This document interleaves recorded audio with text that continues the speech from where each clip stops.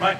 Thank you very much, Claire, for inviting me to this conference as, I think, the only historian presenting. And my name is Claas. I'm from the University of Oxford, where I work for the Oxford Mountain School's program on collective responsibility for infectious disease, together with a whole bunch of disciplines where we try to find new approaches to global health challenges like AMR, malaria, vaccination, or, for example, childhood, influenza for that matter. And my current presentation is called Farming Animals, Antibiotics in Global Food Production. And perhaps, unsurprisingly, as an historian, the point I'd like to make is that knowing history is really important when it comes to AMR.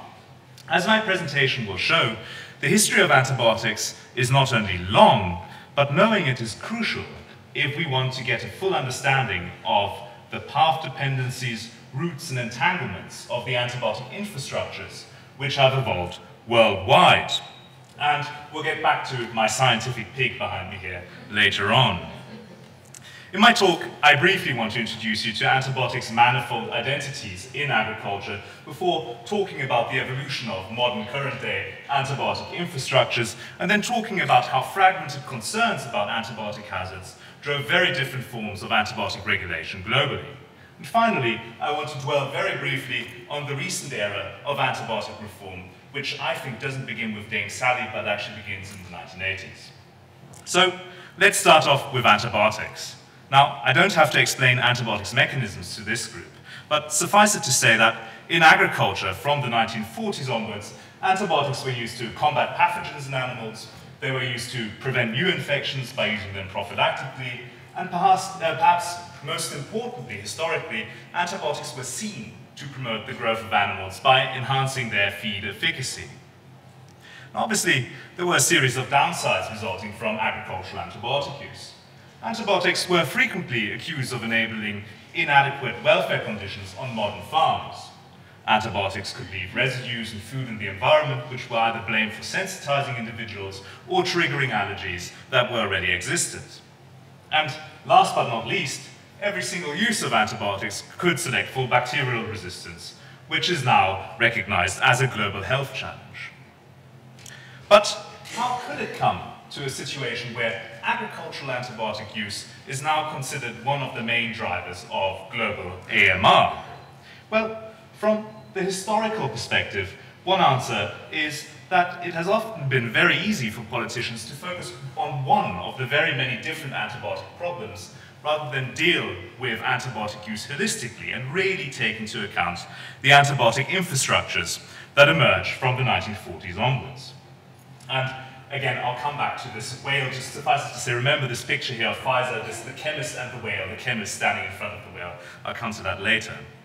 Now, as a German, I always have to tell British audiences that it wasn't penicillin that started the antibiotic era. It was, in fact, the sulphonamides in the 1930s. Discovered by Gerhard Domark and marketed as Prontazil in 1935, this drug really triggered the modern antibiotic era.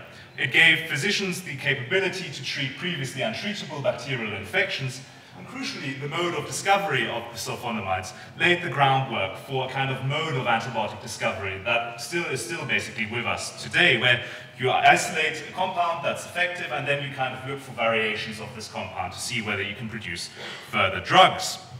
Unsurprisingly, this mode of discovery also influenced the Oxford team when it started researching penicillin in 1939. Now, penicillin was quickly made iconic, often also due to the efforts of Allied wartime propaganda, and it was really important because it not only was less toxic than many of the sulphonamides on the market at that time, it could also treat infections that had already become resistant against the sulphonamides during this time. Doctors were well aware of bacterial resistance development as late as the late 1930s. Penicillin also laid the groundwork for a kind of biotech gold rush globally, where pharmaceutical firms went out into the world, and you can see this here on this picture here, this woman is screening antibacterial compounds. Fleming on this picture here is watching over her, and if she finds one, they'll be upscaled via deep fermentation vats in the other picture. Now, this antibiotic gold rush not only changed the way medicine worked, but also changed the way agriculture worked. In 1948, Merck's sulfocanoxylin on the right-hand side here became the first compound to be officially licensed for the mass medication of entire herds. It wasn't just individual animals that were being treated anymore. 1 year later, the man here, Thomas Jukes, together with his colleague E.L. Stockstad, discovered the so-called antibiotic growth effect, whereby feeding small amounts of antibiotics regularly to growing animals was seen to promote animal growth. And this was a really lucrative discovery because it suddenly turned these fermentation wastes, which accrued from antibiotic production, into a valuable commodity which could be marketed to farmers. Over the following years, antibiotics sales boomed throughout first American agriculture, but then also European agriculture. And you can see behind me here some of the adverts of the time. Antibiotics were something rational. It actually reminds me of the Ugandan story we just heard. Something modern, it comes to the farm, and most crucially, it enhances your profits and minimizes your risks. Thanks to antibiotics, this little runt here will reliably turn into a pig. It'll turn you a profit. Predictably, antibiotic sales boomed on both sides of the Atlantic. Statistics are quite difficult to get, so these are two from the UK and from the US, where you can see a huge growth of antibiotic feed sales from the moment of licensing in 1953 to 1959. In the US, you not only have a total increase of antibiotic production between 1960 and 1970, the antibiotic production that is devoted to animal feeds actually increases extra proportionately during this time. Now, antibiotics weren't just used on animals. There were also many other forms of antibiotic use. Antibiotics were used as sprays and paints to protect plants against bacterial infections. You can see here the spraying of fruit orchards with streptomycin sprays, something that's actually still ongoing in many parts of the world. Ahead of harvest, the USDA had these kind of they don't wear any safety protection here, spraying of trees in the 1950s. And antibiotics also entered food preservation. In an age prior to mass refrigeration, a very popular way of enhancing the kind of shelf life of your products was dipping them into antibiotics. This woman here is filling antibiotic solution into a vat where these raw poultry carcasses will be dipped in, and the residues on the skin will preserve the meat. Now, it's important to remember that this was not something that kind of went on behind the scenes. It was advertised, acronized, was making your chicken safe and tasty. Antibiotics, again, were also seen by the public in the 1950s as something very progressive, very modern, reaching the farm. Similar trials were carried out in Britain on fish trawlers. This here above me is the Sir William Hardy. It's the British government's official research trawler. You may know it under the name Rainbow Warrior. It was later sold to Greenpeace as the first Rainbow Warrior, and was used to trial antibiotic preservatives in the North Sea. Perhaps most bizarrely, antibiotics also revolutionized commercial whaling in the 1950s. Using antibiotic injections and harpoons, whaling fleets starting in Iceland from a fjord known as Whale Fjord, it's still actually an active whaling base, used antibiotics to retard spoilage and slow cooling whaling carcasses so that they could increase yield. It's often easy to tell the story of antibiotic infrastructures as a story solely of Western industrialized big ag spreading, right? But that would be only telling half of the story. Antibiotic infrastructures emerged throughout the world at around about the same time.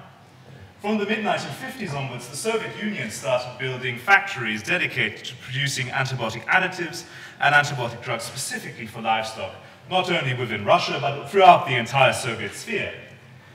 Initially, the compounds were supposed to kind of streamline and rationalize production and reduce dependency on notoriously unpredictable harvests. However, by the 1960s, the plans became more ambitious. Trying to outcompete the West in terms of meat consumption and access to cheap meat, they started devising factories, entirely divorced from the surroundings, like this one here in Eberswalde in the GDR, which for a while was Europe's largest swine factory, with a capacity of between 200,000 to 300,000 pigs per year. This factory was vast. You can see here pictures of lagoon pits where the manure was gathered in a similar sized factory at Neustadt an der Orla. And conditions in these factories often weren't, as you can see in this nice propaganda picture above. They were atrocious. Animals had to be sedated, and they also had to be drugged all the time to enable efficient production running and also to continue to outcompete the West and produce things like, I don't know if there are Germans in the audience, but broiler, it's a very big thing in East Germany, cheaply and reliably for the population. So antibiotic infrastructures not only develop quite quickly in non-capitalist societies too, often enough, these societies became completely dependent on routine and cheap access to antibiotics to maintain production. Significantly, antibiotics were also exported, both from the Soviet Union and from the US, to allied countries around the world who were also trying to modernize agriculture and make it more efficient. However, while animal production globally was becoming more similar, the concerns about potential consequences of antibiotic overuse were becoming increasingly divided. During the 1950s, 60s, and 70s, countries like the US and West Germany devoted huge amounts of resources to curbing antimicrobial residues in meat and milk. We've already heard the story of milk as a still ongoing concern nowadays. Well, Britain devised its first milk testing program in 1960. The US developed in 1963, the US developed one in 1960. West Germany, acting on consumer fears of invisible poisons on the table, this is a Spiegel cover from the early 1970s, also devised a huge residue screening program to curb residues of active drug substances on the table. However, in their quest to guarantee chemically pure food, regulators did not often prioritize any kind of scenario relating to AMR. It was easy to implement quick withdrawal times to allow drugs to clear systems, but would have been much more complicated to deal with a far wider-reaching effort like AMR. Now, in Britain, for cultural reasons, there has always been less of a focus on residues in food, and Hardy has described this, and also there's been a kind of problematic history of food hygiene too. Whatever the reasons for this, the 1950s and 1960s saw British campaigners becoming increasingly concerned about AMR selection on farms. Fusing with very powerful animal welfare concerns, the 1960s saw concerted campaigns to reduce agricultural antibiotic use. In 1969, as a result of the Swan report, you can see Michael Swan, a portrait of him below me here, Britain phased out the use of medically relevant antibiotic growth promoters like penicillin and tetracyclines in animal food production. The bans were hugely influential internationally and were also incorporated or adopted by the European Economic Community as part of Britain's accession negotiations. It's an interesting thing what will happen after Brexit here. However, by trying to kind of neatly divide medical antibiotic use and agricultural antibiotic use, regulators underestimated the problem of ongoing antibiotic dependencies on farms. After a brief dip in antibiotic consumption in most European countries during the early 1970s, regulators were surprised to find that antibiotic use started rising again and continued to grow from the mid-1970s onwards. Veterinarians were selling drugs at a profit, and European pharmaceutical companies were marketing drugs like flavomycin, which was a German drug, as non-therapeutic growth promoters, supposedly not relevant for medical antibiotic use, but as was later found out, actually co-selecting for a lot of resistance. Well, the limited attempts to reduce residues and AMR did not really change any aspect of antibiotic use in Europe or the US. Antibiotic use globally was also continuing to expand. During the 1970s, new fields started using antibiotics en masse. You can see aquaculture here, which starts booming from the 1970s onwards, spreading all along the North Sea coast and then also along the North American coastlines and then to Southeast Asia, emerging as a major consumer of antimicrobials. Feedlots also start becoming huge in size from the mid-1960s onwards. You can see a picture here of just one feedlot in the US. Feedlots not only also depended on antibiotics to curb disease, but also to promote growth, especially after the new class of ionophore antibiotics started entering the market during the 1970s. Antibiotics were also exported as part of franchise agreements because of the CP Group's agreement with Smithfield's Food in the US. Antibiotics entered Thailand, Indonesia, India in the form of really integrated new production facilities. Governments also attempted to modernize their agricultural production, like Brazil's military dictatorship, which actively invited Western companies in to share their expertise, production facilities, and antibiotic use. Brazil is now the world's biggest poultry producer and also one of the largest consumers of agricultural antibiotics. Now, I'm running out of time, so I'll skip over a couple of things. But what emerges from this history so far is that by only focusing on individual aspects of antibiotic problems, like residues in the US and the UK, or AMR in the European Economic Community, regulators failed to really consider the wider dependencies of the demand for cheap meat driving antibiotic use, or the dependencies on farms that made farmers request more and more antibiotics to produce cheaper meat in the 1970s. This fragmentation of global antibiotic reform is still with us and is still affecting the current era of antibiotic reform. During the 1980s, Scandinavian campaigners became increasingly concerned about rising AMR.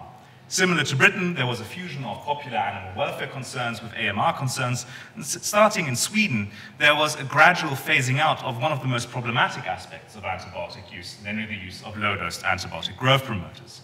In 1986, as a result of campaigning by Swedish children's book author Astrid Lindgren, Sweden banned AGPs.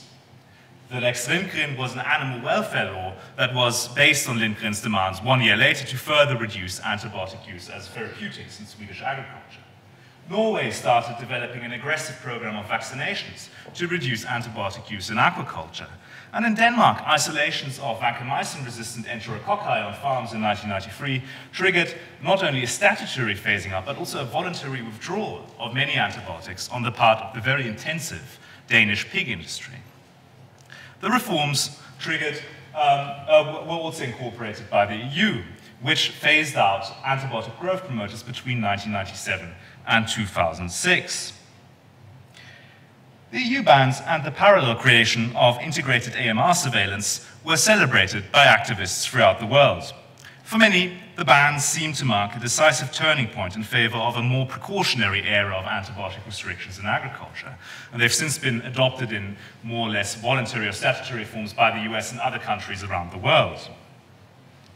However, similar to the 1969 Swan Report, these bans leave out other parts of agricultural food production which still remain antibiotic dependent. It's one thing to ban antibiotic growth promoters and restrict farmers' direct access to antibiotics.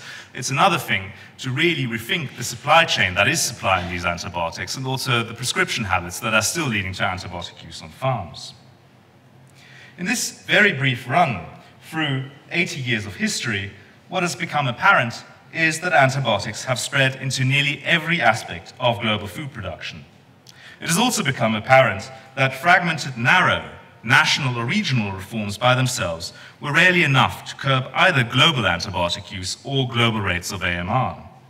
With recent predictions indicating a further 69% increase of agricultural antibiotic use between 2010 and 2030, it is clear that what is needed is a global and sustained approach to reforming all aspects of antibiotic use and the production and systems and modes of consumption that are sustaining it.